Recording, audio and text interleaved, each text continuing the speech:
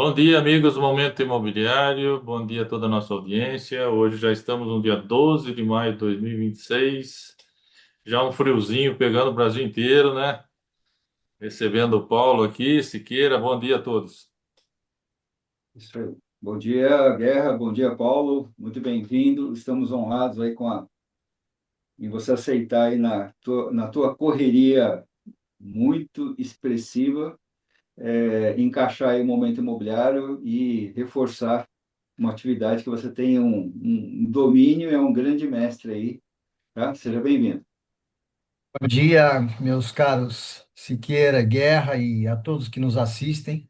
Sempre vai ser uma satisfação bater esse papo com vocês. Excelente, excelente. Tomar a liberdade aqui, Paulo, de só compartilhar aqui um alinhamento do momento imobiliário com a nossa audiência e com a sua audiência, que a gente também quer reforçar e capturar o nosso objetivo aqui. E falar aqui do Paulo, vocês vão perceber que é absurdamente agregador, um profissional com um histórico muito completo. Tomei liberdade aqui só de criar uma lâmina para que as pessoas tenham um, assim, uma segurança de que estão ouvindo um grande profissional com um histórico repleto. Ele vai nos traduzir quanto que esse preparo e essa experiência refletiu na atual atividade dele, que ele está num empenho fortíssimo aí como CEO da Aratal, construção modular. Então, nesse sentido, eu vou deixar a fala dele completar esse preparo e essa boa conversa que nós vamos ter aqui. E agradecendo sempre a nossa audiência, nos números de inscritos, visualizações, temos uma biblioteca muito completa em temas, em experiências, lá na nossa biblioteca do YouTube. Reforçamos sempre o convite para que vocês, dentro da agenda, vocês tenham aí o melhor resultado possível com esses temas. Em relação ao momento imobiliário, a gente consegue aqui centralizar o que está acontecendo de uma forma muito abrangente. São 45 cidades de 14 estados, onde a gente tem lá no nosso grupo de WhatsApp, com mais de 160 profissionais, 50 especialidades que podem, de alguma forma, atender uma mentoria, uma busca de uma informação da cidade e principalmente negócios. O grupo do WhatsApp não é um grupo de conversação, muito mais de agendamento, mas nada como você chamar no PV, tá? No particular lá o membro e trocar uma ideia, buscar informações, criar referências e, quem sabe, aproximar negócios. Esse é o nosso recado, o nosso objetivo. E estamos ao vivo, né, Guerra? Estamos ao vivo no YouTube, no LinkedIn e no Facebook.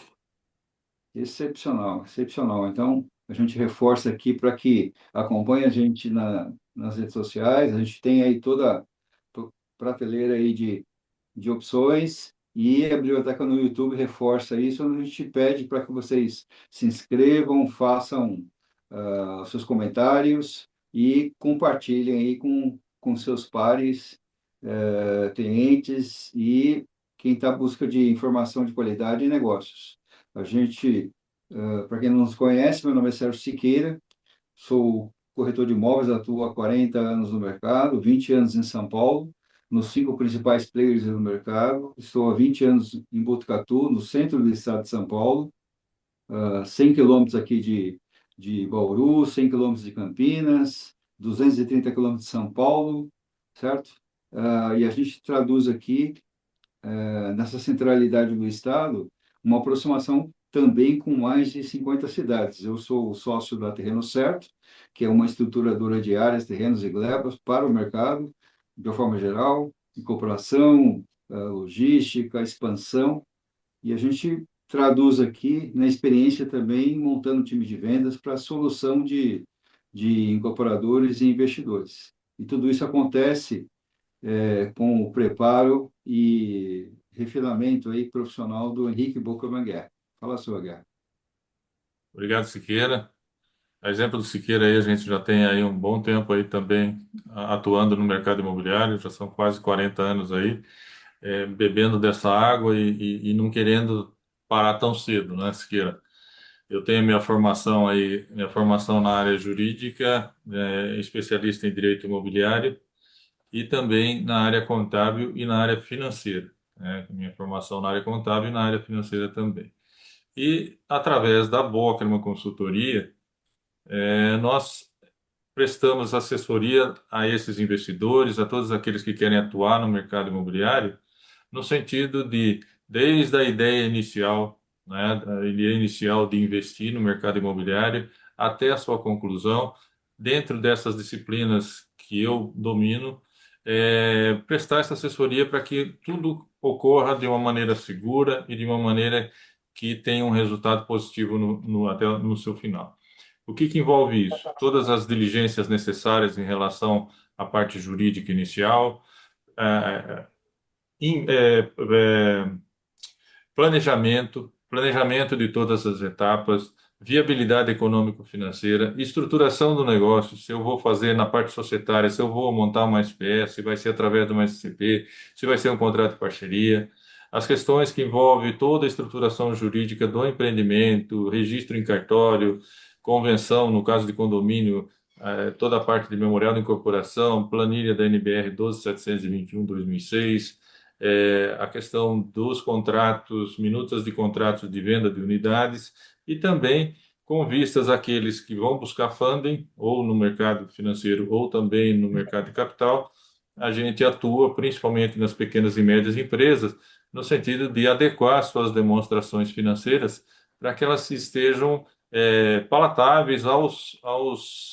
analistas desses setores, né? Então, hoje, cada vez mais, principalmente o mercado de capital, ele exige muito mais da transparência, não que o mercado financeiro não exija, mas o mercado de capital é ainda mais rigoroso nessa questão de análise das empresas. Então, cada vez mais essas pequenas e médias empresas têm que investir para que elas possam também dispor, porque mais de 90% dos empreendimentos imobiliários são empreendidos através de funding, ou banco ou mercado de capital. Dificilmente tem aquele que inicia o trabalho com um recurso próprio e vai até o final para vender. Então, praticamente, quase 100% de todos os empreendimentos são financiados, né? Então, a gente faz esse acompanhamento também durante a obra de todos os contratos e, no final, participa lá, e com certeza, de uma grande festa que é tanto os clientes que estão recebendo suas unidades como o incorporador satisfeito com o resultado de tudo aquilo que foi feito. Eu, nessa parte da minha disciplina, o Siqueira na parte de vendas e formação da equipe, a gente complementa e consegue fazer com que esses empreendedores tenham resultado lá no final.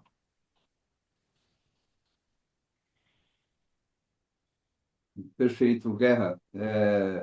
Com esse objetivo nosso, a gente reforça que, já como anda o nossos primeiros 4 meses do ano, entrando agora no mês de maio, tivemos aí mais de 32 lives com 18 convidados, nos deixam muito honrados, a qualidade de informação e a entrega que esses convidados nos proporcionam.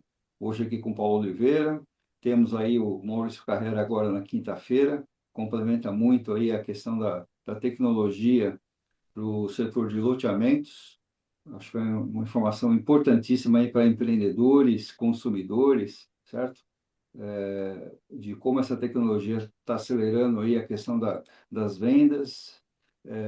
E vamos aí ao longo do mês de maio ainda falar da indústria do shopping, com seus números, trazer aí uma informação qualificada para desenvolvimento de corretores de imóveis. A gente sempre busca aqui informações importantes para que eles tenham mais eficiência, os resultados da CEBIC em relação aos indicadores e a, os resultados finais aí que os grandes players aí do mercado de construção estão apresentando agora nessa quinzena do primeiro trimestre de 2026, certo?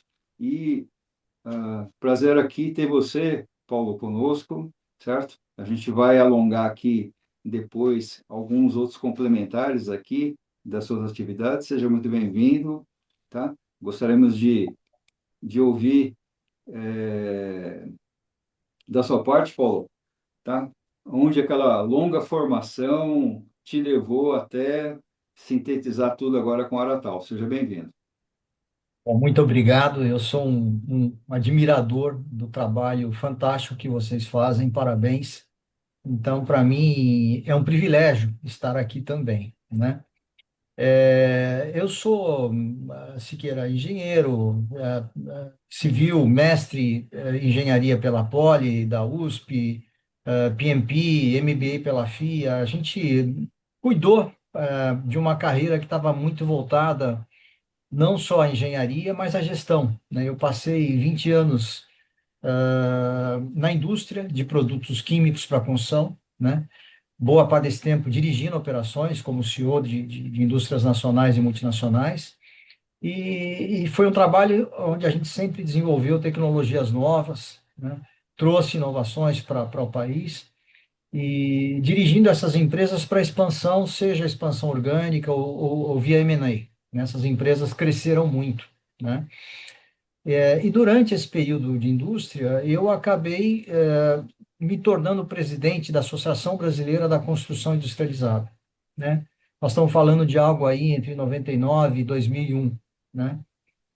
Então, eu já tinha como objetivo, né, migrar para a área de engenharia, construção e incorporação, mas a experiência na BCI e na indústria me mostraram que o meu foco seria trabalhar pela construção industrializada, pela industrialização da construção, que é coisa que a gente vem fazendo aí há uns 30 anos. Então, depois da indústria, eu passei 20 anos também no setor de engenharia, ou no segmento de engenharia, né? Incorporação, né? E construção, né? Como diretor de engenharia, de unidades de negócio e também CEO de empresas, né? Empresas de grande porte no mercado imobiliário, né? E depois desses 20 anos, eu resolvi voltar para a academia, para fazer um mestrado no programa Construinova da Poli USP, que eu super recomendo. É um programa gratuito, pouca gente sabe disso, né? E lá nesse programa nasceram duas startups. Eu já estava estudando, interessado e queria desenvolver na minha dissertação, na minha pesquisa de dissertação, o tema da construção modular.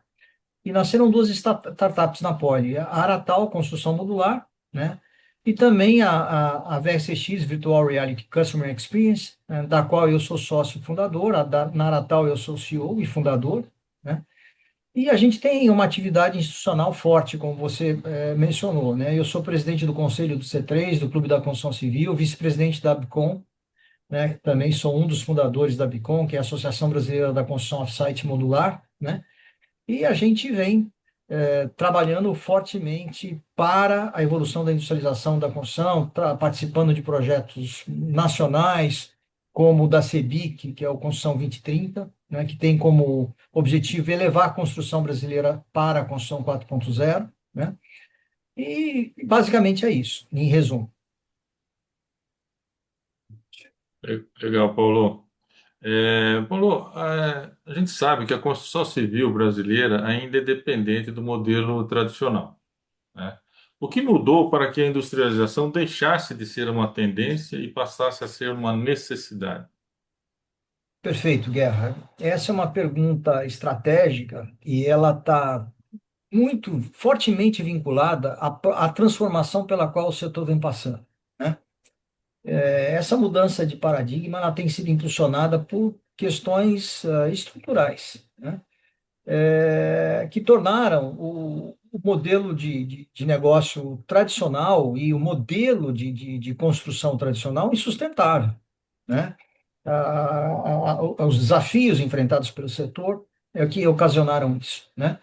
Então, a gente passa aí por uma série de desafios, mas vamos destacar aqui dois dos principais, que é a escassez de mão de obra e os problemas sérios de perda de produtividade, né? Além de um enorme desperdício que o setor gera. O setor não é eficaz. né?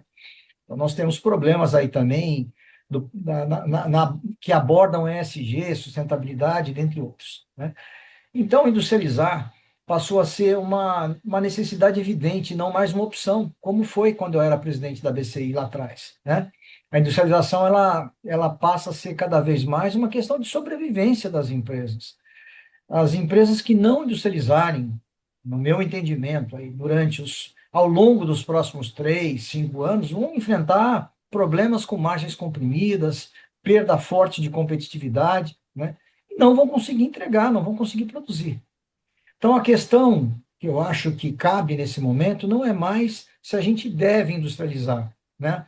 Mas como escalar rapidamente a industrialização para poder capturar essa janela de oportunidade, porque atrás desse desafio, né, existe uma grande oportunidade. Legal. Excelente, Paulo. Excelente. E, Paulo, o que a gente mais acompanha aí é o ponto da produtividade na construção, né? Somando a isso, que você reforçou aí a contratação, né? Sempre cada vez mais escassa, né? Porque a nova geração não está aceitando mais trabalhar nesse modelo tradicional, né? Do canteiro de obra pesado, né? É, Isso é estrutural e como que a construção modular pode responder a isso? Por favor. Perfeito, Siqueira. Lamentavelmente, o que você mencionou sobre a nova geração é uma grande verdade, né? O setor de construção não tem conseguido mais ser atrativo, né, em comparação aos demais setores industriais, né? Eu gosto de usar o exemplo do agro, né, que é um exemplo fortíssimo de transformação em direção à mecanização, automação, né, e digitalização, né? E o agro brasileiro tem uma posição espetacular, é um expoente do mercado mundial, né?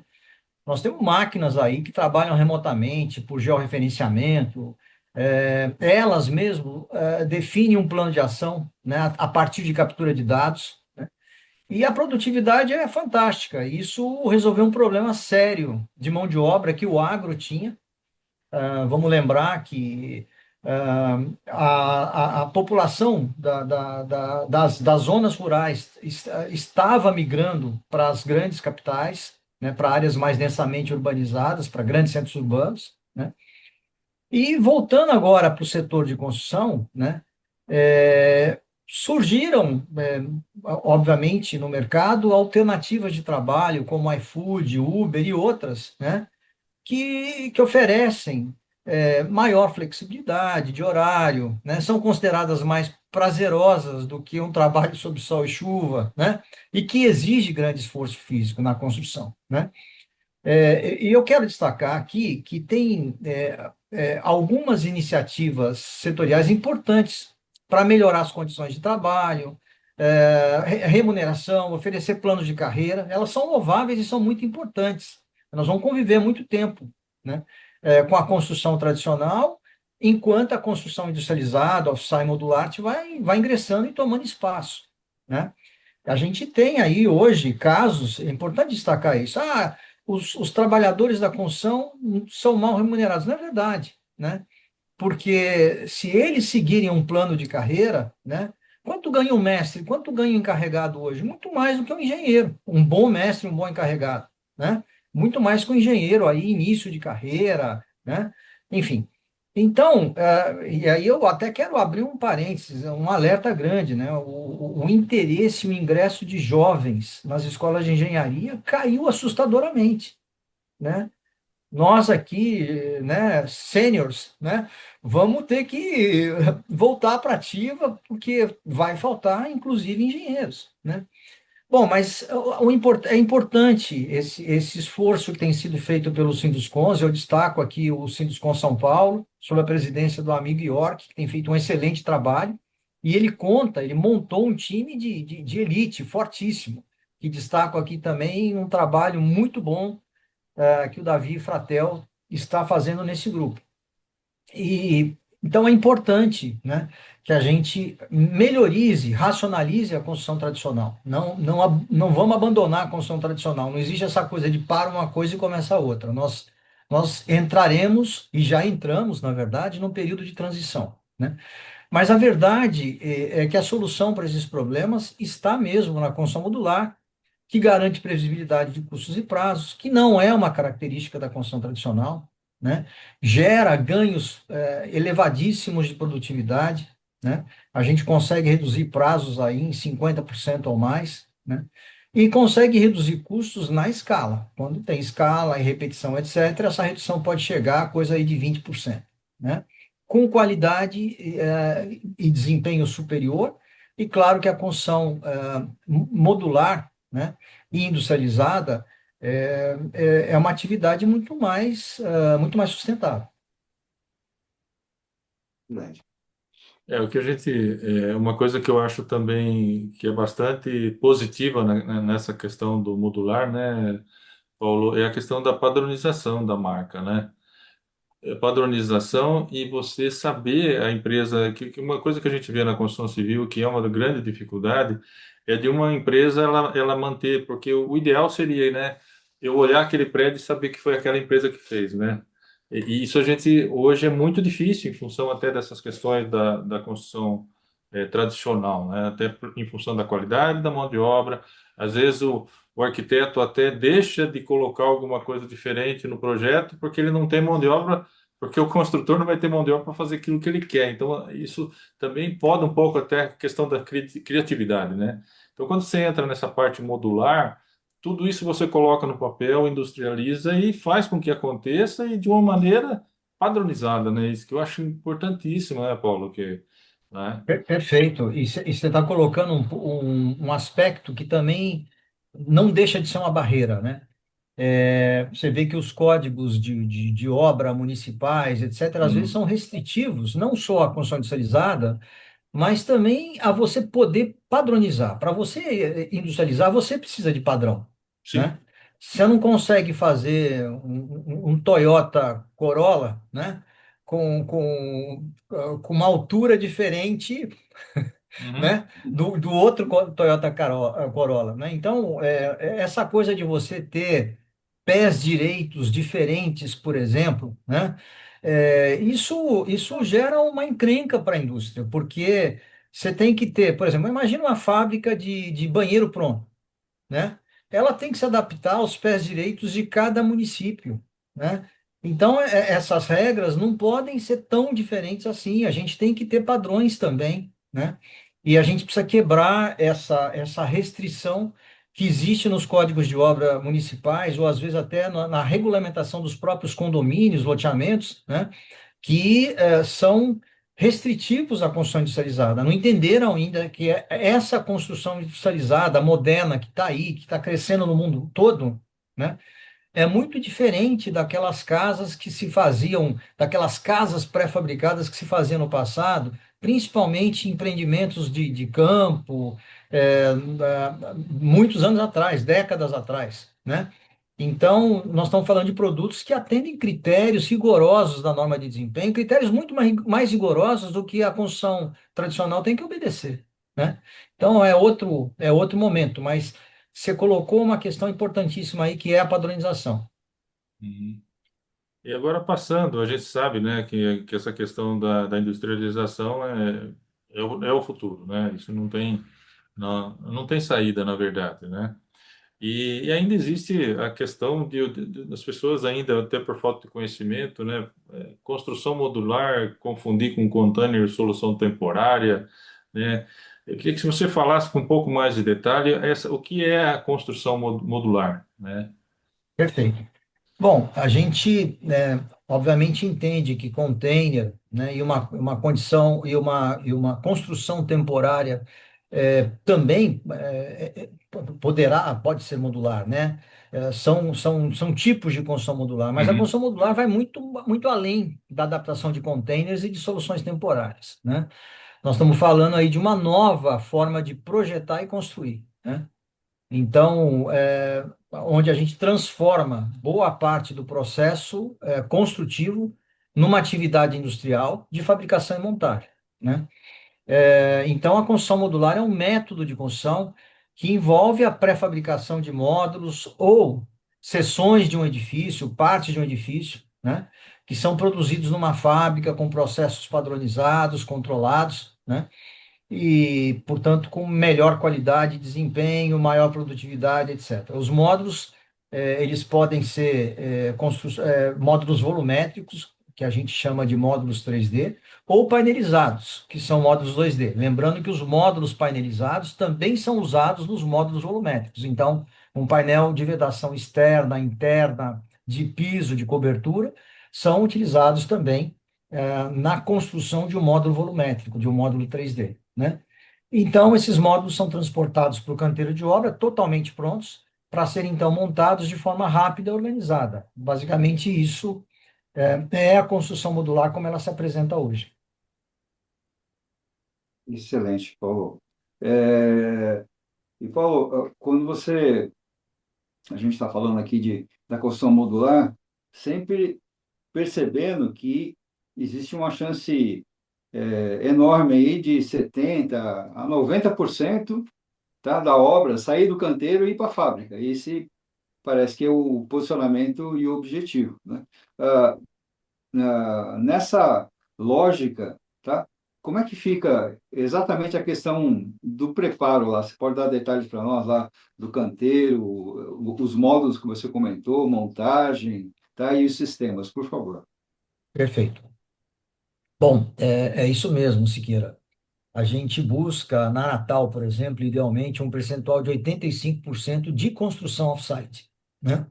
Ou seja, levar 85% do processo de construção para uma fábrica com processo, como eu disse, controlado e padronizado, né? Mas tem 15% do trabalho de canteiro, né? Esse trabalho passa, por exemplo, por movimentação de terra, contenções, fundações, infraestrutura, drenagem, né? E eles são feitos em paralelo à fabricação dos módulos, né? Então, a gente ganha esse tempo pelo paralelismo, né? Essa inclusive, uma característica que a construção, a fast construction empresta para a construção modular, né? Que é o paralelismo das atividades, né? Mas, enfim, então, a gente, obviamente, precisa primar pela gestão da qualidade dessas atividades, né? Já que elas vão ser fundamentais para para bom assentamento, para boa colocação, fixação, instalação dos módulos no canteiro de obra, né? Mas, enfim, eu acho que o destaque aqui é que esses 85% que a gente persegue, ou essa faixa aí de 70%, 90%, que nem sempre dá para chegar aos 85%, né? Vamos lembrar disso, né? Dependendo do projeto, das condições, etc. Mas quanto mais melhor, né? Ou seja, quanto mais off-site, menor risco, porque o grande risco está no canteiro de obra, né? é, Climático, chuva, sol, né? Greve, gestão de grande contingente de mão de obra direta. Então, não é nada disso que a gente quer, né? Problema de segurança, a gente quer resolver essa questão toda, né? Então, quanto melhor, quanto mais construção industrializada, melhor. Né? Então, basicamente é isso, né? A construção ela passa a atuar de forma preponderantemente como uma indústria na construção modular, com todos os benefícios da construção industrializada. Legal. Viu, Paulo, a questão do custo, né? Toda vez que você comenta sobre questão industrializada e todo mundo fala, o custo é alto, é mais alto, é maior, né? Essa visão está correta? Qual o impacto financeiro real da previsibilidade industrial versus a tradicional? Perfeito. Guerra, a gente, como qualquer produto industrializado, né? Tanto na construção off-site como na construção modular, uma premissa para a redução de custos é a escala e repetição dos módulos, né? Módulos e componentes, né? Então, havendo isso, a construção industrializada ela é competitiva, né? Não havendo isso, não é verdade. Não posso querer fazer um produto só, um lote de um produto só, né? E querer que esse lote seja competitivo. Não vai ser. né? Então, a gente precisa de escala e repetição. Mas cabe destacar que a competitividade da construção industrializada vai aumentar muito. A gente estava batendo um papo antes aqui, você citou a reforma tributária, por exemplo, né? Hoje, a construção industrializada, ela recolhe ICMS e IPI, né? Isso dá aí um impacto de mais de 20% no custo que o cliente percebe, né? Quando ele tem que pagar o custo desses tributos. Então, o que acontece? A construção tradicional hoje, ela recolhe grosseiramente ISS. Tem outros tributos, né, menores, aí de menor impacto, mas o que impacta é o ISS, que varia de 3 a 5% conforme o município, né? Então, essa diferença, ela vai desaparecer com a implantação plena da reforma tributária, que acontecerá aí ao longo dos próximos anos até 2033, ela é escalonada, né? Nós vamos perceber um aumento tributário aí para a construção tradicional da casa de uns 25%, né? Então, nós vamos equalizar o custo da construção industrializada com a construção tradicional. Vamos chamar isso de custo, né? Porque tributo, teoricamente, não é custo, né? Então, essa diferença vai desaparecer, ou seja, isso vai deixar de ser uma barreira muito em breve, né? Nós não estamos falando aí de tantos anos pela frente, não, né? Então, vale a pena enxergar isso como uma pressão, né? Para impulsionar a construção industrializada, né? Já que muitas vezes a gente só se move pela dor, né? É, Então, essa dor está a caminho. não tenha E vem a dúvida, né? cavalo. E vem a Não cavalo. tem- E é aquilo que a gente estava comentando também, né, Paulo, um pouquinho antes aí, que a reforma tributária e muitos incorporadores ainda não se deram conta disso, né? É a questão de que um dos fatores que vão aumentar a carga tributária é o fator mão de obra própria, né? O caso de Perfeito. você ter o pessoal seu, todo a folha de pagamento com todos os seus empregados, essa folha ela não gera crédito, né? Enquanto que a terceirização gera. Então, tudo isso, esse é um dos fatores, dos grandes fatores que vai ocasionar esse aumento da mão de obra e que também impulsiona você industrializar, você terceirizar, né, essa questão. E muitos não estão nem pensando nisso e é complicado, porque e não são pequenas empresas, não, são grandes empresas aí que estão aí patinando e daqui a pouco vão sentir no bolso um impacto aí que não vai ser fácil depois de absorver, né, Paulo? Eu concordo plenamente com você. Eu citei, e gosto de citar isso, né? Um exemplo, e que, obviamente, não são todos os empreendedores, empresários do setor que têm essa visão, mas uma grande maioria tende a não se movimentar, né? E eu faço uma analogia com o Titanic. É como se todos estivessem lá no Titanic, ouvindo aquela orquestra maravilhosa, violino, etc. Fala, daqui a pouquinho isso aí está resolvido, né? E a gente sabe que não será assim, né? Mas você colocou uma questão também sobre o impacto financeiro, né? Eu acho que vale lembrar que a construção industrializada, eu já disse isso, mas ela propicia previsibilidade de custos e prazos, que é muito importante. Eu brinco com os meus colegas engenheiros aí, ó, se você acertar em qualquer projeto teu, quanto a obra vai custar de fato, né, além do planejado, e qual vai ser o prazo real além do planejado, né? Se você acertar, ou você está mentindo, né? Ou você errou no teu planejamento. A construção tradicional não te dá essa possibilidade, lamentavelmente. Bom, vocês são dois especialistas no mercado imobiliário. Vamos entender o seguinte: quando uma incorporadora ela tem até 6 meses para atrasar um projeto sem pagar qualquer tipo de penalidade, né? Isso é um absurdo total, gente. É como se 6 meses fossem 10 dias, 15 dias. Ninguém quer saber se a família é, tem um contrato de locação, né? Pode esperar esse prazo para entrar no imóvel novo. Isso é uma loucura. Não faz o menor sentido, né? Eu tenho vergonha como engenheiro disso, né? Então, Então, essa questão da previsibilidade de custo e prazo é importantíssima, né? A construção modular, ela também garante margens maiores, uma TIR muito mais atrativa, a gente tem que aprender a trabalhar com isso, né? E a possibilidade de dobrar ou até triplicar a posição das empresas no mesmo período de tempo. Então, enquanto você está entregando um volume hoje, né? Você pode dobrar ou triplicar esse volume, dobrar, triplicar seus resultados com muito Congelou, mais né, Guerrão? segurança. Oi? Siqueira congelou, hein?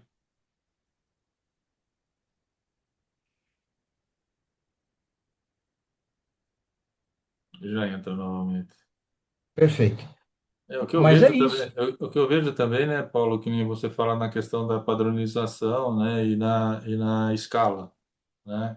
Eu acredito que, a princípio, talvez inicialmente, eu não sei se eu estou errado na minha avaliação, seriam os projetos de mais populares, seriam aqueles que seriam o ponto de partida, vamos falar, né? Porque esses são mais fáceis de padronizar, vamos falar, né? Não sei se é isso, não sei se a minha avaliação é. Sua avaliação está perfeita. Eles não são mais fáceis, como também aí você oferece para a construção industrializada aquilo que ela precisa, que é a escala. Você vê, nós temos um déficit aí da ordem de 5,8 milhões de unidades, que não Uhum. se movimenta muito, ele varia por aí ao longo dos anos. Uhum. Ou seja, a gente não tem sido competente no setor para reduzir esse déficit, né? E olha que o programa Minha Casa Minha Vida está sendo ampliado, está sendo expandido, Sim. né? Faixa de preço, né? A própria renda familiar, né? Então, ele está sendo expandido e a gente tem que atender, né? Uhum. E não estamos conseguindo, né? Então, mas você tem razão, a gente é, precisa dessa escala, né? E assim como aconteceu na industrialização do Reino Unido, que é uma história bastante interessante, né? Eu gosto muito dessa história, gosto de usar nas minhas aulas, porque é um belíssimo exemplo, né? A construção industrializada só passou a escalar no Reino Unido depois que o governo entendeu que ele tinha que fazer parte disso, né? E ele fez uma exigência que inspirou a CIBIC até nesse projeto Construção 2030, né? Que são as plataformas abertas de produto, né? O governo falou, olha, eu entro, mas eu quero o seguinte, eu quero que vocês, com os mesmos componentes, façam edificações diferentes que eu vou contratar. Presídio, escola, creche, hospital, né? Habitação de interesse social, etc., né? E essas plataformas foram desenvolvidas com muito sucesso no Reino Unido, né? Então, você tem razão quando você fala, poxa, tem que ter um foco fortíssimo em habitação de interesse social, e tem sim, por dois motivos. Essa é uma preocupação minha, social mesmo, né? Eu tenho um projeto voltado para isso, estou estudando isso há bastante tempo, e acho que a gente tem que colaborar com o escalamento, né, da construção modular e industrializada, né, no setor de habitação de interesse social, né? Isso tem que escalar. Excelente. Os E, órgãos financiadores, eles já estão bem. Como que está isso? Eles estão aceitando a Caixa dentro Sim, das suas normas, elas aceitam, já aceita esse tipo de construção, já? sim, a Caixa, ela financia habitação industrializada ou construção industrializada desde que o sistema construtivo tenha um DATEC. E tem vários DATECs, inclusive abertos aí para sistemas construtivos Legal. industrializados, né? Uhum. E hoje, mesmo outros bancos privados, né, vou citar o exemplo aqui do Santander, né, está financiando operações como a do Ceoto, né? Então, poxa, recebeu lá um lote de aço na fábrica, manda a foto e a nota fiscal, o dinheiro está na conta, né? Então, isso já existe, porque é controlar uma indústria, é muito mais fácil, né? Né? É controlar o recebimento de material, né? E a produção de uma indústria. Então, ficou muito mais fácil o modelo até para fiscalização e os bancos privados já estão atendendo. Aqueles que não acordaram ainda, é bom acordar logo, porque tem fintechs que perceberam esse espaço e também estão atuando como agentes financeiros para a construção industrializada. E essa é a prova de que o custo ele é absorvido, dá para ser absorvido também na construção industrializada, né? Isso Perfeito. é, E eu acho mais do que isso, Guerra. Eu acho assim, olhando para o empreendedor da construção, a questão financeira não deveria ser um problema dele, deveria ser dos agentes financeiros. Esse é um problema que eles têm que resolver. O problema do incorporador, da loteadora, é fazer o seu negócio rodar, é incorporar, lotear, né? Garantir que o empreendimento vai estar pronto no tempo e no custo que ele precisa, né? E quando você tem segurança na qualidade do produto imobiliário, você sabe que ele vai vender, né? Isso deixa de ser um problema, né? E você vai ter um ganho financeiro gigante porque a tua tiro vai multiplicar. Basicamente é isso. legal. Excelente. Paulo, desculpa, a tecnologia deu um soluço aqui, mas deixa eu resgatar uma pergunta aqui de uma pessoa da nossa audiência, a Mônica Flora. Pergunta dela aqui, ó. Industrialização é inevitável, Paulo. Nesse momento, off-site, tá, é mais voltado para o residencial, né? Por que os órgãos públicos, escolas, unidades básicas de saúde, né, não adotam aí como mais indicado, né? Onde é que estão as dificuldades? Essa pergunta da Mônica, por favor. Mônica, boa pergunta. Na verdade, você tem toda a razão, né? A gente, a gente atua num país chamado Brasil, né? Que não é fácil, né? E a gente tem que fazer dar certo, independentemente de que governo está no comando, porque as regras mudam o tempo todo. Vamos lembrar que no passado, né? Você talvez seja jovem e não saiba disso, mas nós tivemos programas aí para construção de escolas, como os CIEPs, né? E outros aí, né? Que o setor investiu, os empreendedores investiram em sistemas construtivos, desenvolveram, né? Todo o modelo de negócio, muda o governo, acaba o programa. Simplesmente assim, né? E você morre com aquele monte de forma, planta de pré-fabricado, etc, etc, né? Então, isso não é nada sustentável nem inteligente, né? A gente tem que ter programas que tenham continuidade. Então, esse é um problema brasileiro, mas você tem razão, a gente precisa dessa escala em creches, em escolas, em hospitais, né? Edificações públicas e, obviamente, a habitação de interesse social, que é um setor muito carente, como eu disse agora há pouco, e que tem uma demanda que precisa ser resolvida. A gente precisa reduzir fortemente esse déficit habitacional que nos assola há muitos anos. Excelente. E, Paulo, a questão dos prazos aí da construção modular realmente é uma informação que as pessoas não estão nem preparadas, nem com uma situação financeira, né? Porque a gente sai de uma situação tradicional de entregar um empreendimento, entregar uma casa, tá? De boa qualidade, de 12 a 18 meses, para uma situação que vou deixar na sua fala qual que é o prazo.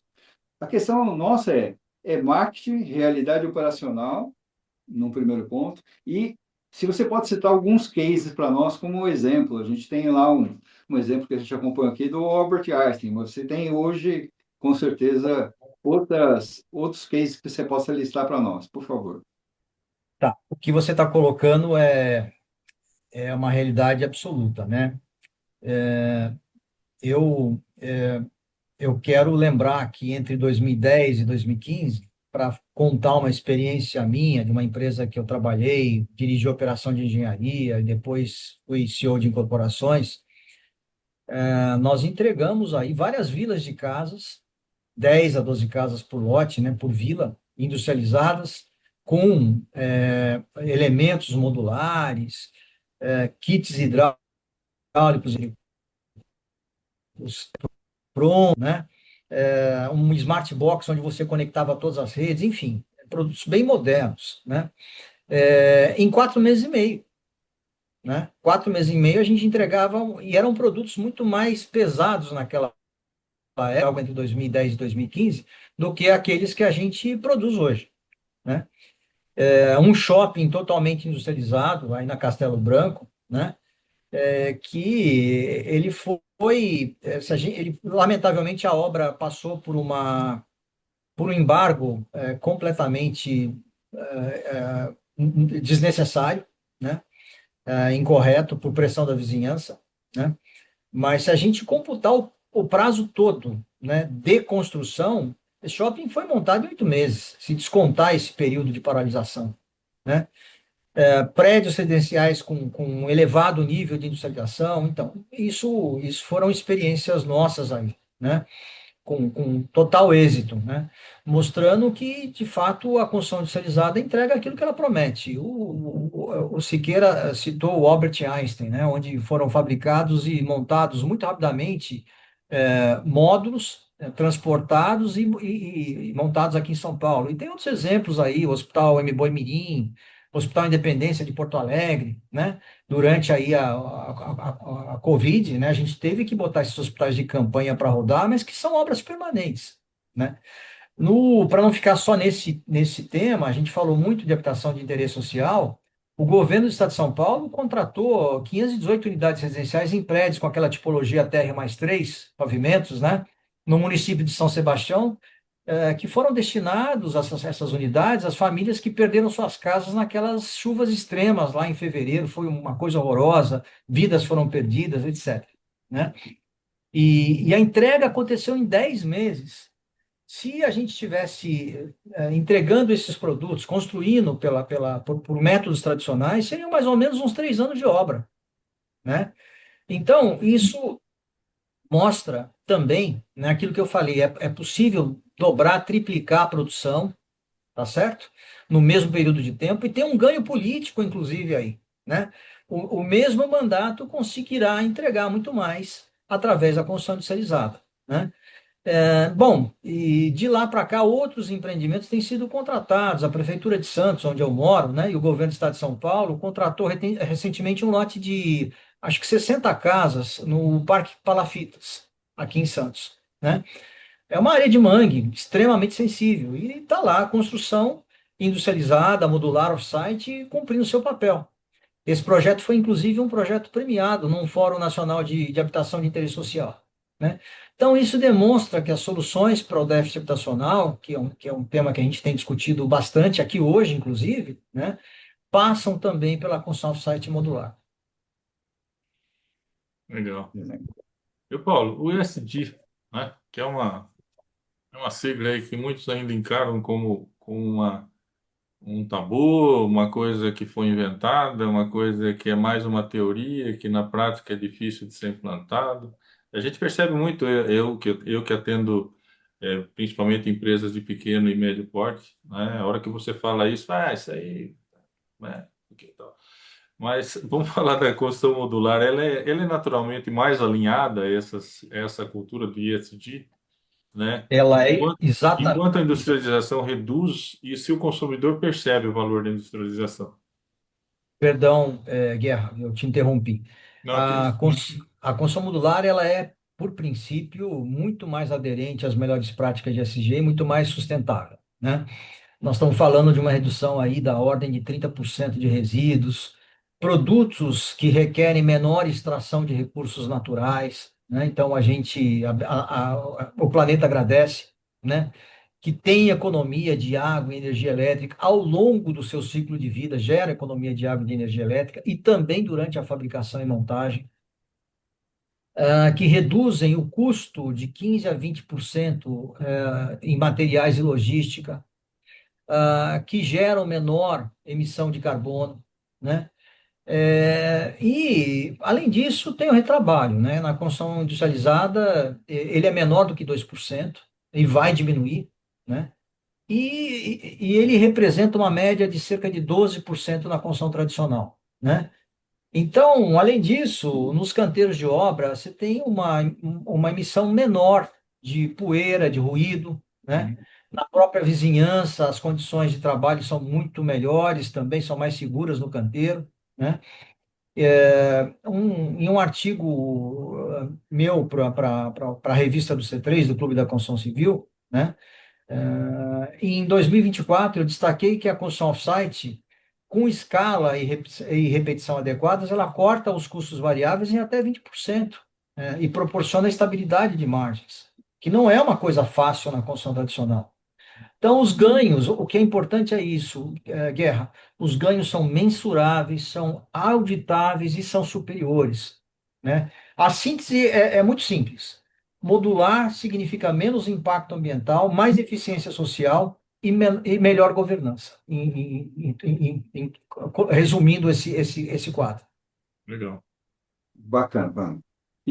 Paulo, ponto importante, você já citou em algumas dos questionamentos nossos, é questão de personalização, tá? Como é que você pode estender para nós aqui? Acho que o Paulo está aí. Aqui, Opa, por favor. Personalização sobre a jornada do cliente, por favor.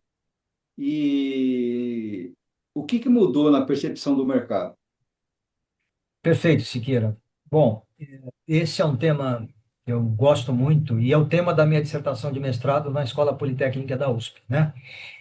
E nessa dissertação, na pesquisa, eu exploro a jornada do cliente na construção modular, né, através da associação do BIM com uma plataforma de realidade virtual de videogame, né? Ah, Mas não é um brinquedo, não é um jogo, né? É uma ferramenta poderosíssima de vendas, né? Esse sistema computacional e a metodologia que geraram o artefato que a gente desenvolveu, né, tem patente requisitada no NPI, porque são coisas inéditas no mundo, né? Eu pesquisei 105 empresas de construção modular que estão na crista da onda no mundo, na época da minha dissertação, né? E nenhuma delas oferecia uma jornada do cliente como essa, né? Eu vou falar mais sobre a jornada do cliente daqui a pouco, né? Mas a aplicação dessa solução, ela extrapola a própria construção modular e se adequa a qualquer tipo de empreendimento ou produto imobiliário, né? Então, é fato que eu já disse aqui que na minha pesquisa de mestrado nasceram duas startups na Poli, né? A Aratal e a VXX, Virtual Reality Customer Experience, que é uma spin-off da Aratal e está sendo acelerada pelo C3, pelo Clube da Construção Civil. E tem desenvolvido projetos de alto impacto para empresas renomadas no mercado imobiliário, né? Então, mais do que ferramentas, nós estamos falando de motores de venda, né? Que prometem ser uma nova espinha dorsal do mercado imobiliário, ou na transformação do mercado imobiliário, né? As possibilidades são muito amplas, Siqueira. De uma forma mais específica, né? O mercado imobiliário ele sempre tentou conciliar o desejo de personalização do cliente, né, com a necessidade de escala, né, repetitividade e custo controlado, né? Essa matemática aqui, essa equação não é fácil, né? E ela passa a ser uma chave de sucesso hoje, né? O cliente do futuro, né? E eu estou colocando esse futuro já presente no nosso dia a dia, né? Esse cliente não aceita surpresas, ele compra vivendo e experimentando o produto antes dele existir. Aí eu acho que vale a pena a gente falar um pouquinho, eu vou fazer um parênteses para falar da jornada do cliente, né? É, a gente está caminhando para a indústria para a construção 4.0, mas a indústria 4.0 está caminhando para a indústria 5.0, né? Que não vai ser uma outra revolução industrial, mas ela é centrada no ser humano, mas conectando tudo aquilo que a gente tem de tecnologia, digitalização, industrialização, né? E os drivers, dos cinco drivers da indústria 5.0, três deles estão diretamente ligados à jornada do cliente. Para mostrar que isso é super importante, a McKinsey ela fez uma pesquisa e apresentou esses resultados num relatório E nessa pesquisa, ela explorou 75 empresas globais que praticam a jornada do cliente desde 1916, perdão, desde 2016. Desde 2016. Essas 75 empresas, a McKinsey estratificou em empresas que são líderes na jornada do cliente e empresas que são retardatárias. De 2016 a 2021, as líderes mais do que dobraram o crescimento das vendas em relação às retardatárias, né? Então, isso mostra a importância disso. A gente não pode olhar para isso e falar, nossa, isso foi uma coincidência. Não, isso é jornada do cliente, é a experiência que o cliente quer ter, né? Nós temos que entender isso, né? O cliente manda na indústria 4.0 e na indústria 5.0, né? Bom, então, esse artefato que a gente desenvolveu, ele associa modelos BIM a uma plataforma de realidade virtual de videogame e troca dados pelo IFC do BIM entre essas ambas plataformas, né? Na verdade, a gente criou um sistema de personalização em realidade virtual em que o futuro proprietário configura e personaliza o produto conforme as opções que a incorporadora, que a loteadora oferece, né? Esse sistema gera orçamento e memorial descritivo de acabamentos em tempo real, né? E já está conectado à plataforma de assinatura digital para automatizar a assinatura de contratos, né? Então, a VRCX, né, em conexão com a Aratal, a VRCX é licenciada pela Aratal para explorar essa jornada do cliente, elas entenderam bem esse conceito de produtização, né, que é produção industrializada em escala, mas com personalização, né? Então, e sem risco, né? Então a gente desenvolveu, através da VSX, uma plataforma para resolver as dores reais, né, do setor de vendas, dos clientes, né, da construção do mercado imobiliário, né, e que, além disso, esse sistema de personalização, não, essa plataforma de realidade virtual também realiza tour virtual, de áreas comuns, decorados, empreendimentos, um espelho de venda em realidade virtual interativo, né? Já conectado à jornada do cliente. É muito interessante. Imagina que você tem, por exemplo, um prédio, né? Um empreendimento, um prédio que você está lançando para vendas, né? Você deixa na fachada, em realidade virtual, as luzes apagadas das unidades que já estão vendidas e acesas aquilo que já está disponível. Então, o cliente chega, faz um tour pela georreferenciado na região, entende onde tem shopping, supermercado, farmácia, escola, etc. Aí ele entra no empreendimento, conhece o empreendimento, passeia pelo empreendimento, pelas áreas comuns, né? Volta para a fachada e vê as unidades que estão disponíveis. E o corretor está lá do lado, apoiando essa jornada, né? Olha, dessas unidades que estão com luzinha acesa aqui na fachada e tal, essas são as disponíveis. Qual que você quer conhecer? Ah, eu quero conhecer a unidade 701, no sétimo andar. Beleza, ele faz a jornada naquela unidade, né? Passou pela personalização, pela apresentação do produto, etc., em realidade virtual, ele escolhe o que ele quer, gera orçamento, memorial descritivo, ele sente mais segurança com aquilo, isso aumenta e impulsiona o desejo de compra, né? E se ele fizer a compra, automaticamente aquela luzinha vai ser apagada e o sistema de vendas, esse espelho de vendas já passa a estar atualizado em tempo real, né? Então, o que a gente na verdade, né, nessa operação que é a VSX, é um grupo de engenheiros e arquitetos que conhecem tecnologia. Então, nós somos do setor. Então, a gente conhece os processos, o negócio, os clientes, né? E a partir desse embasamento é que a gente desenvolveu a tecnologia. Nós não somos especialistas em TI desenvolvendo ferramentas para o mercado que a gente não domina. É diferente, né? E o mercado imobiliário, Siqueira, ele vai ficar cada vez mais digital, mais previsível, mais rentável com a exploração da digitalização, né? E com o BIM, mais realidade virtual, as incorporadoras, as loteadoras vão fazer uma integração direta com fornecedores e fábricas também, né? A gente tem coisas incríveis para fazer ainda, né? Então, a análise do portfólio vai ser feita também, a partir da análise de dados. né? Quando você está fazendo um passeio lá, você está mapeando quanto tempo o cliente ficou naquele espaço do imóvel, quanto tempo ele se concentrou naquela. Esses dados, eles alimentam, né, as informações que você recebe para poder entender as sensações desse cliente durante a experiência, né? Então, isso vai habilitar modelos financeiros e de negócios muito mais eficazes, robustos, né? Nós não estamos falando aí de um futuro distante, né? Ele já é acessível. E mais importante é entender que isso não é um custo de marketing, é um investimento no motor de venda, né? Então, isso é importante, porque muitas vezes você chega para falar sobre esse tipo de atividade ou de produto, essa plataforma com uma incorporadora ou com uma loteadora,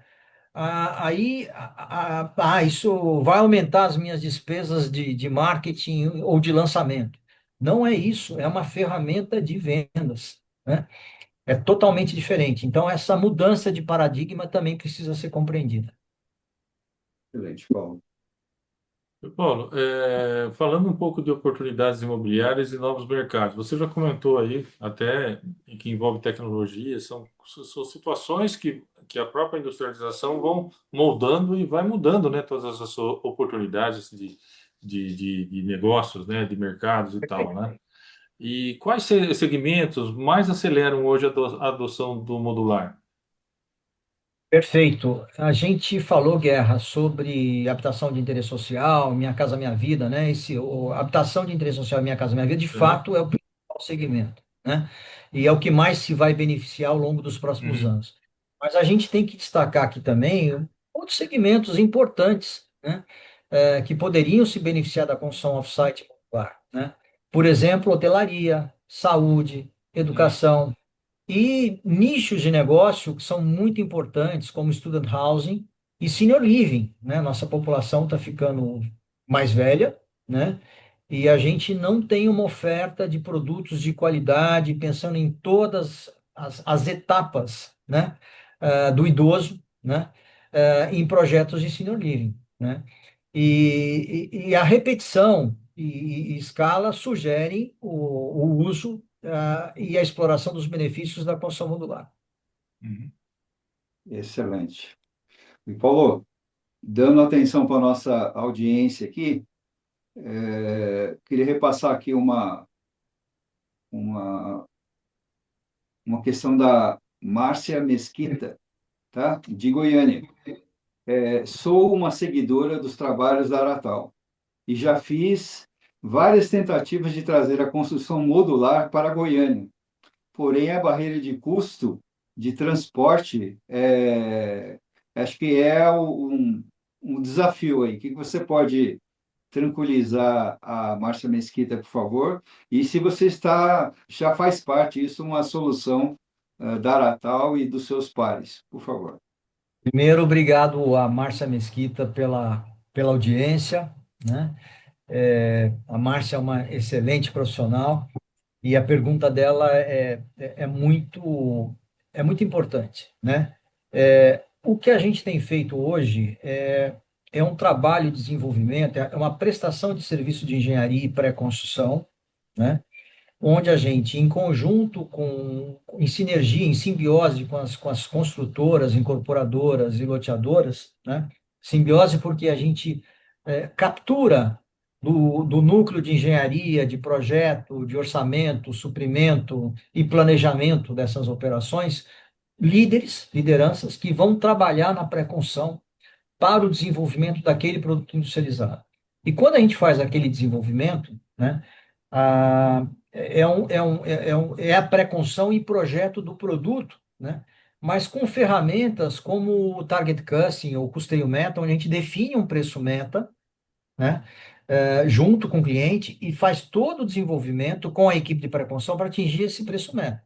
A gente usa engenharia análise do valor, a gente usa Lean Construction, por exemplo, engenharia simultânea, para poder conseguir chegar nesse custo, tá certo?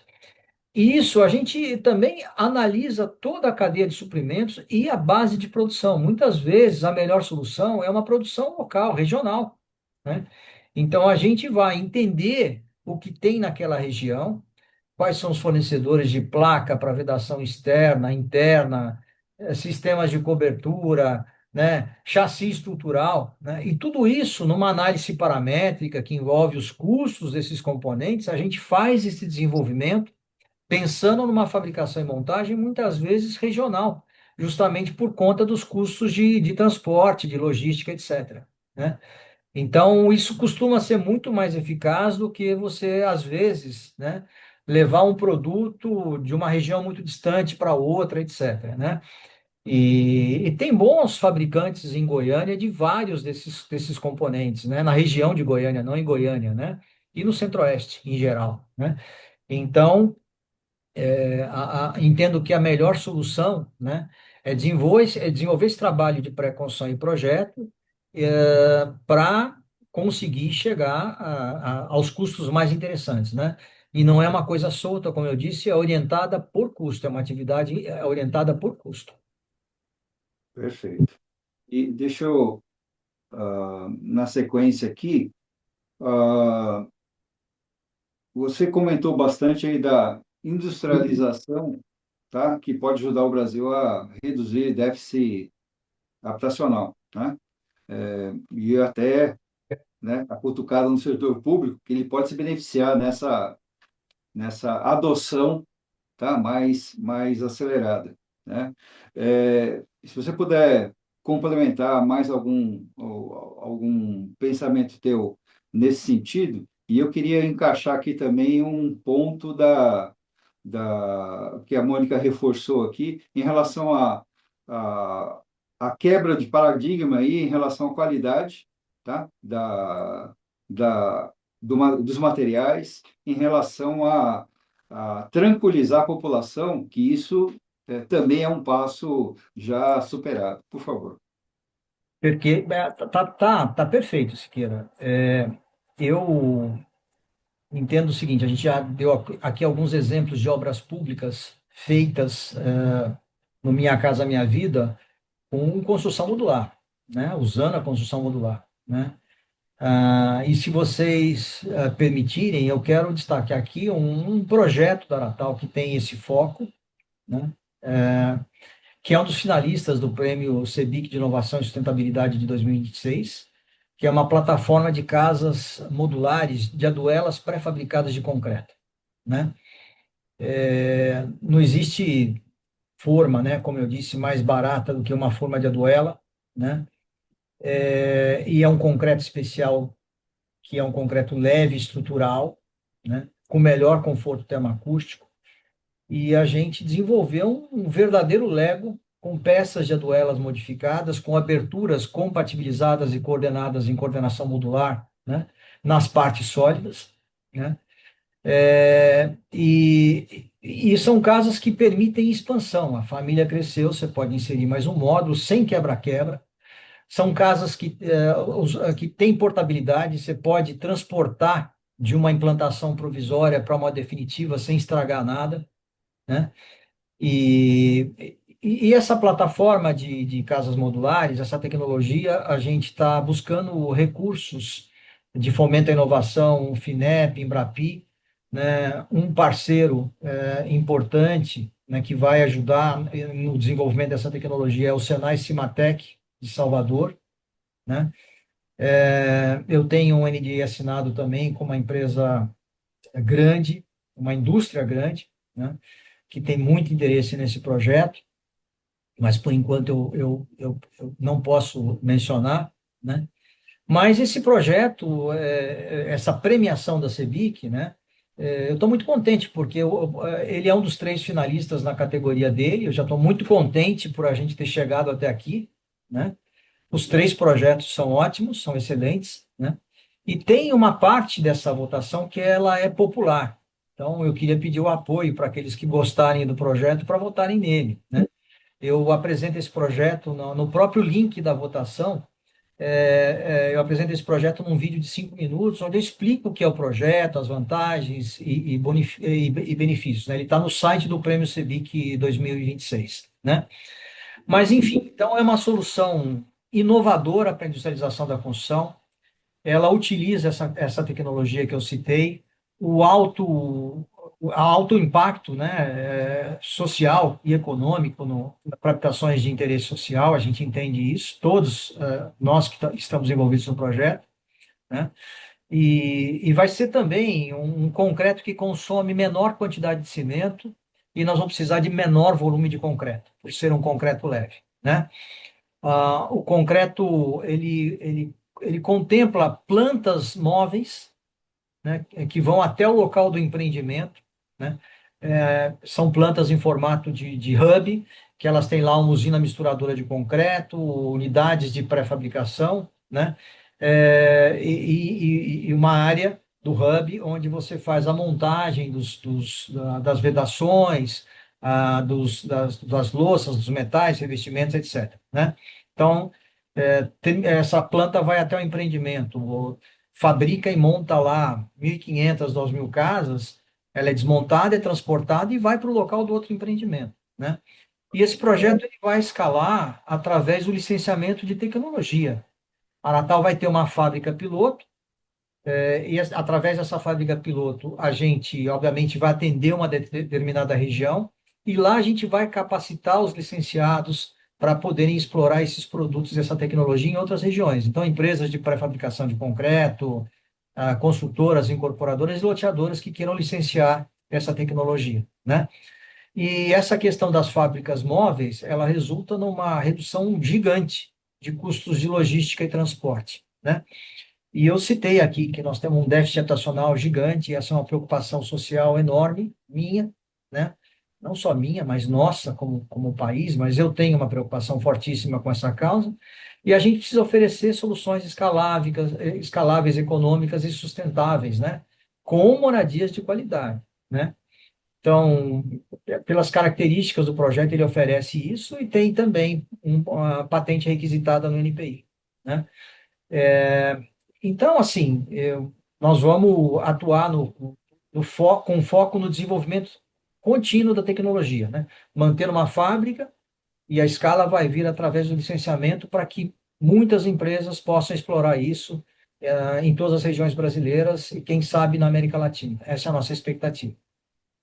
Excelente. Paulo, até a gente já fez parte do nosso bate-papo aqui no Momento Imobiliário, a, a expansão da indústria de celulose. A gente teve aqui, em Lençóis Paulista, aqui, um canteiro de obra com quase 10.000 pessoas, e onde a instalação, a operação da fábrica, hoje comporta aí 7.000 pessoas. A cidade absurdamente não estava preparada para toda essa situação. E a gente vê canteiros em cidades lá com 8.000 habitantes que estão lá agora estendendo uma necessidade gigantesca, e a tua operação ela casa como uma luva para esse tipo de situação. Perfeito, Paulo? Legal, Siqueira, perfeito. Tem muitas oportunidades de implantação, né? E a gente precisa olhar para essas oportunidades e, sobretudo, para esse déficit habitacional que está aí e apresentar uma solução competente, né? Lembrando que nós estamos falando de produtos que têm que atender os critérios da norma de desempenho, né? Que são critérios muito mais rígidos do que aqueles exigidos para a construção tradicional, né? Então, nós estamos falando de produtos de alta qualidade e desempenho.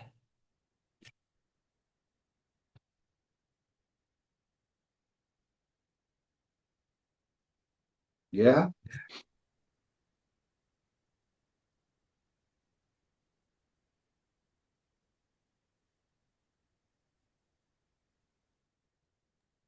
Não entendi. Paulo, deixa eu continuar aqui com você. É, queria falar da Aratal.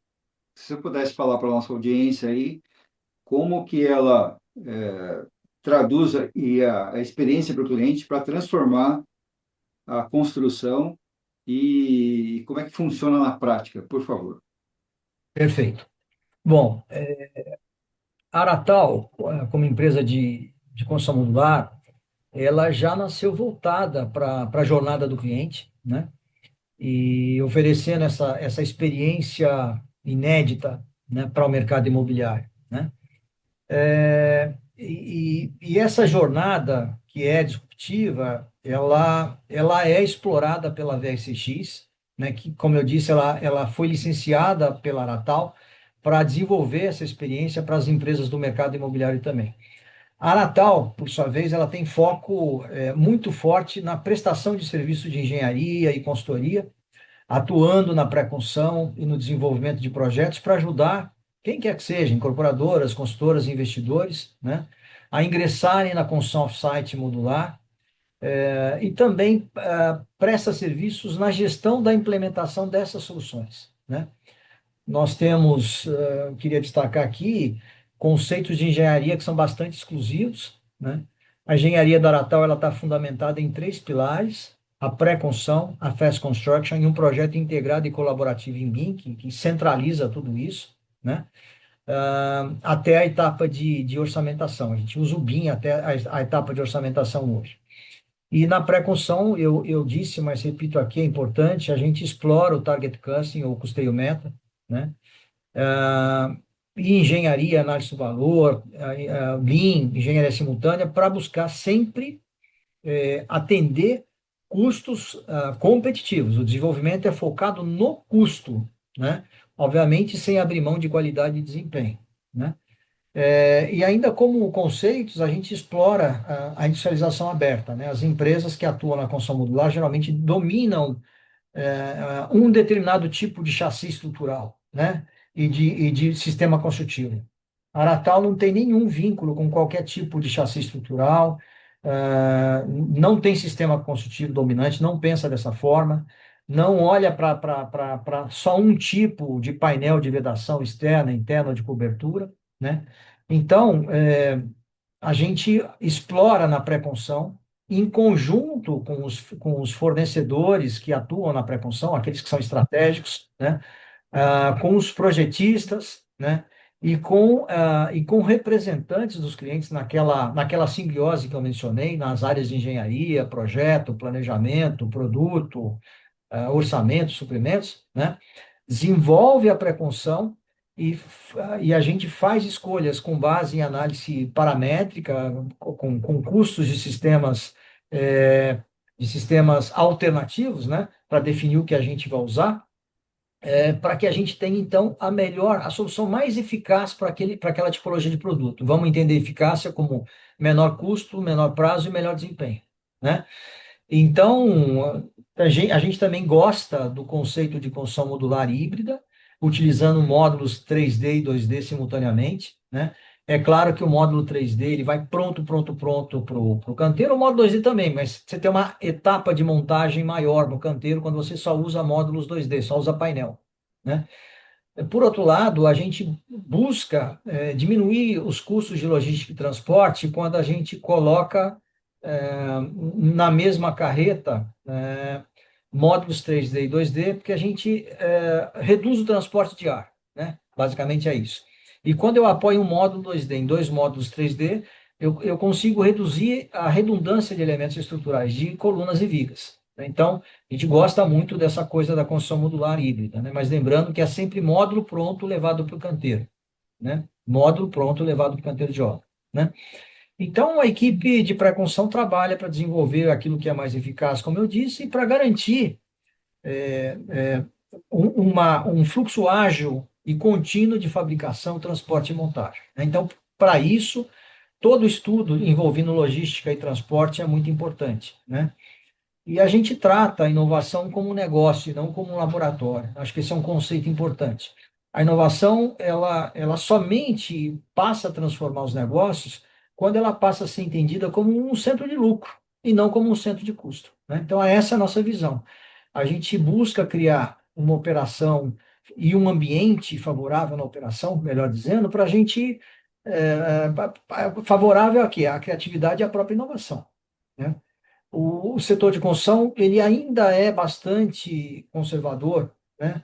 E nós temos aí um oceano azul de oportunidades para explorar. Então, eu acho que esses conceitos que a gente está discutindo aqui, está apresentando aqui, são muito importantes para essa visão de futuro, né? Que não é nossa, né? Mas que está sendo instalada aí por tudo aquilo que a tecnologia, a inovação, as empresas que lideram desenvolvimento mundo afora estão fazendo. Excelente. Legal. E Paulo, é, pelo que tudo que a gente já comentou, você já comentou aí tudo, né? Essa questão da industrialização é uma questão que é uma evolução que ela é necessária e é uma evolução que não tem saída, ela vai acontecer.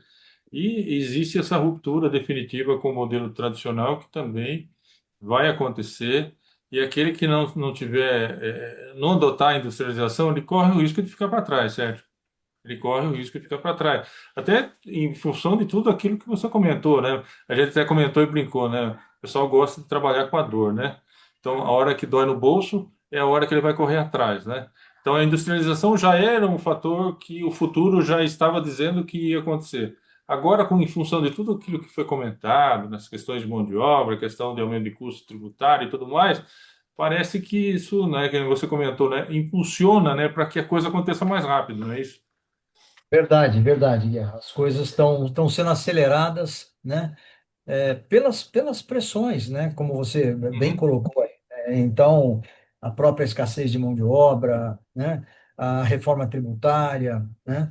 Então, essas dores, elas estão movimentando a cadeia de valor, né? Agora, em definitivo, né? É uhum. até triste a gente entender que a gente só está se posicionando dessa forma, né? Por conta das dores, mas É, faz parte do processo, né? Faz infelizmente. parte da nossa história. Uhum, Excelente. E, Paulo, chegando aqui já no final do nosso bate-papo, tá? Para que a gente possa deixar outras janelas e outras portas aqui para outros encontros, eu queria primeiro passar aqui a um questionamento do Ângelo, certo? Em relação da nossa audiência. Paulo, qual sistema você indica? Wood frame ou steel frame? Essa é a pergunta do Ângelo, certo? E como é que, um ponto aí também da nossa audiência, o José Oliveira, certo? Como que reagem as faculdades em relação à construção modular, por favor? Bom, Ângelo, obrigado pela tua pergunta, né?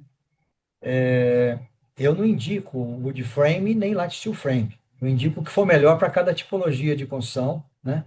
Mas lembrando que o nosso foco sempre é construção industrializada, porque você levar perfil, né, ou elementos de wood frame para um canteiro de obra e lá você fazer a fixação de placas, a montagem das placas, o plaqueamento, como a gente chama, né, externo, interno, colocar revestimento termoacústico, etc. Isso você usa mais componentes industrializados, mas não é necessariamente uma construção industrializada. Nós estamos falando de um processo mais racionalizado que usa elementos industrializados, né? Eu vou transferir a tua pergunta para um outro contexto, né? Light steel frame, wood frame, assim como estrutura metálica, madeira engenheirada, né?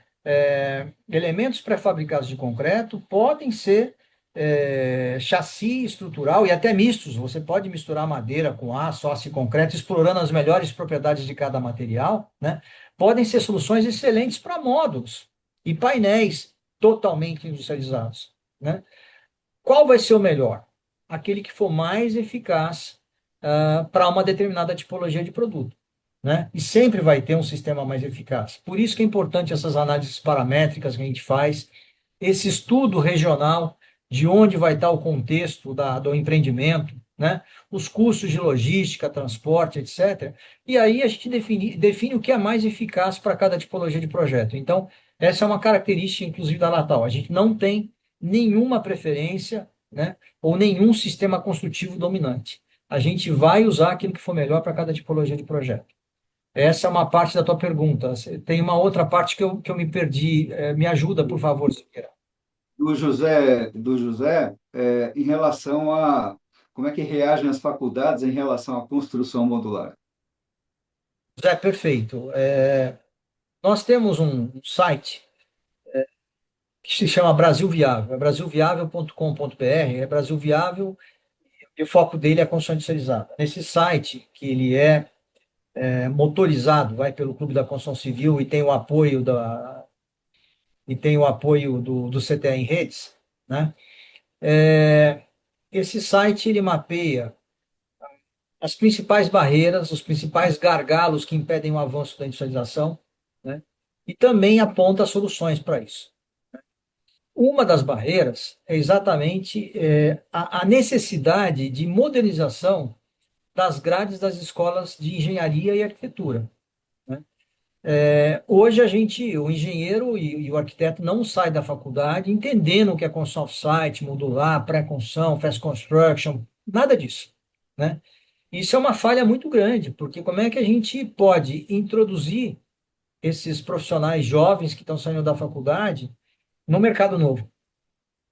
O jeito hoje para isso é fazer cursos de capacitação, de especialização, etc. E tem alguns, né? Tem, inclusive, uma pós-graduação do Instituto Itier, né?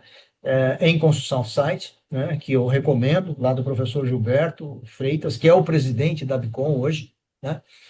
Então, entendo assim, eu coordeno um curso de construção 4.0, né? Pela AEA, educação à distância, né? Então, a gente tem opções aí, tem algumas opções para capacitação, mas é muito importante a gente passar por uma modernização, por uma reestruturação das grades de ensino das escolas de engenharia e arquitetura. E claro que tem aí também um papel importante do Senai na formação de mão de obra, né, de montadores para construção off-site modular, né? O montador é uma posição diferente, porque ele é multifuncional, ele faz o que faz um pedreiro, um encanador, um eletricista ao mesmo tempo, numa linha de montagem, né? Numa fábrica e numa linha de montagem, e são profissionais muito mais bem remunerados, né? Tem uma questão social aí, eles são em menor quantidade, mas muito mais bem remunerados, né? Até pela sua especialização, né? Então, é importante olhar também para a mão de obra que produz, né? E supervisores, etc. Então, o Senai tem um papel importante aí de contribuição para capacitar esses profissionais que hoje as próprias empresas de construção off-site e modular estão absorvendo, né? Mas com a escala da construção off-site modular, nós vamos precisar de ajuda do Senai para poder ajudar nessa preparação. Excelente, Paulo. Me permite aqui, Paulo, só complementar aqui um compartilhamento com você e com a nossa audiência, tá? Reforçando que a gente tem uma apresentação da Aratal, tá? Com detalhes, requinte de detalhes. A gente vai indicar aqui como fazer esse acesso e vamos reforçar esse acesso da apresentação da Aratal, inclusive com a jornada do cliente, tá? Disponibilizado, que foi o tema que o Paulo detalhou com a importância para nós aqui e para quem precisa do acesso. A apresentação toda da complementar aqui de como a Aratal se posiciona no atendimento do cliente, nesse serviço de experiência, e reforçamos aqui a, a plataforma de casas modulares de aduelas pré-fabricadas de concreto, que foi exatamente o que projetou aqui como finalista no prêmio CEBIC, tá? De inovação e sustentabilidade, agora em 2026, e reforçamos aí o pedido, tá? Para votação, certo? E os passos são exatamente esses, você coloca aqui em qual protótipo você vai fazer a votação, tá? O do Paulo é exatamente aqui, ó, plataforma de casas modulares de aduelas pré-fabricadas e concreto. O link vai direcionar exatamente para o seu voto. O Paulo vai dar nessa apresentação do projeto todos os detalhes que reforçam essa dinâmica agora das casas modulares, tá? Pré-fabricadas de concreto, como otimiza todo o processo, um grande atrativo. Reforçamos aqui os contatos do Paulo nas redes sociais, tanto do Instagram quanto do LinkedIn. A gente vai posicionar essa apresentação lá no nosso canal do LinkedIn, no nosso canal do Facebook, para que vocês possam baixar e ter todo o acesso, certo? Além do site aqui, onde a Aratal, de forma completa, oferece aqui todas as soluções na construção modular. E a gente sempre agradece, né, Paulo, a nossa, as nossas associações, a audiência. E para completar o nosso bate-papo aqui, duas gentilezas, se você puder nos oferecer, por favor. Primeiro, a indicação de um livro que a gente sempre acredita que faz parte dessa ampla divulgação de conhecimento. Se você pode indicar um livro. Se você tem um convidado para indicar, complementa muito o nosso objetivo aqui. E se você tem alguma crítica, sugestão ou opinião aqui do nosso canal, já vou deixar os 3 pontos com você, do livro, da indicação e a sua opinião, por gentileza. Perfeito, Siqueira, agradeço você e o Guerra a disponibilização do material, terem destacado aqui o Prêmio CEBIC, a votação popular, né? E, enfim, e vou às tuas respostas. Eu gosto muito de um livro que se chama Blink, A Decisão no Piscar de Olhos. Esse livro é do Malcolm Gladwell. E ele discute com muita propriedade porque algumas pessoas são brilhantes quando elas tomam decisões e outras não conseguem fazer uma escolha correta, né? É análise comportamental, o livro é baseado em fundamentos científicos, né? São grandes professores, doutores que trabalham na pesquisa que embasa o livro, né?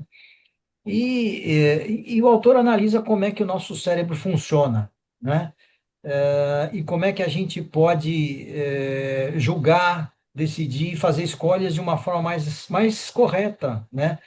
E isso é feito, por incrível que pareça, né, quando a gente passa a acreditar mais na nossa intuição, né? Quantas vezes a gente está aí diante de uma questão importante para tomar na gestão de uma empresa, né?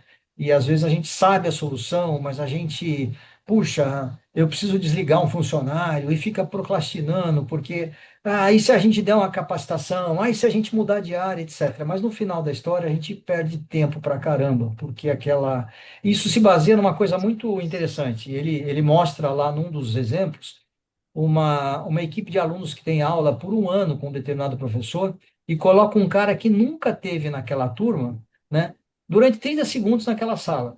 Quando ele sai da sala, a imagem que ele forma daquele professor é exatamente a mesma que esses alunos que estão há um ano com ele têm, né? Então a gente tem que aprender a ser mais intuitivo, né? Então é um livro que eu gosto muito porque eu acho que ele ajuda no dia a dia, na vida profissional, em tudo.